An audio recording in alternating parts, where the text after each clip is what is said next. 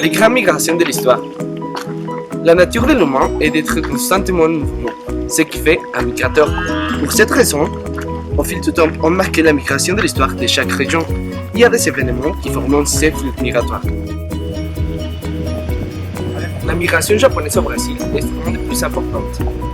En 1908, a transporté 781 Japonais qui vont s'installer au Brésil. Après la Seconde Guerre mondiale, de nombreuses entreprises japonaises s'installent et participent au développement du pays. Bonjour, je vais vous parler des politiques migratoires entre un pays qui a déjà un conflit, comme les antérieurs pays qui sont faire partie de l'Union soviétique. Par exemple, la migration entre l'Ukraine et la Russie est un problème actuellement parce que ce sont pays qui sont dans un conflit armé. Autre conflit, c'est la migration entre le Maroc et l'Espagne, qu'il y a beaucoup d'immigrants marocains dans l'Espagne, mais la population de l'Espagne n'aime pas les Marocains. Toute cette problématique migratoire est un problème très grave parce qu'il provoque des racismes entre les humains.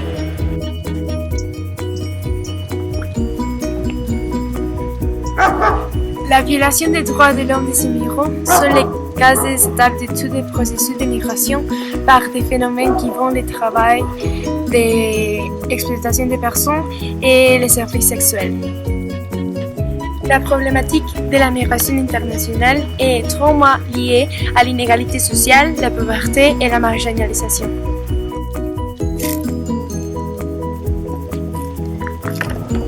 Les travailleurs immigrés vivent dans un monde de misère, non seulement par les conséquences symboliques de leur identité nationale, sociale et culturelle, sinon aussi par les changements radicaux vers une autre société et un pays qui en général est complètement différente. La frontière entre le Mexique et les États-Unis, c'est la principale couleur migratoire au monde. Les Mexicains sont arrivés aux États-Unis pour fuir la misère de leur pays natal et pour chercher le rêve américain. Mais qu'est-ce que c'est le rêve américain? Le rêve américain, c'est l'idéologie que les Mexicains et que tous les autres pays ont des États-Unis pour avoir la meilleure qualité de vie, parce qu'il y a du travail, il y a de l'éducation, il y a de la sécurité nationale, et c'est tout ça que les Mexicains voulaient avoir. Et c'est pour ça que les Mexicains cherchent des rêves américains. Aux États-Unis, il y a sur 10 personnes immigrées ou descendants des immigrés. Au Mexique, beaucoup de jeunes se déplacent dans les pays à des endroits plus ruraux qui sont généralement des grandes villes telles que Mexico, Monterrey, Guadalajara et ses environs, qui sont développantes.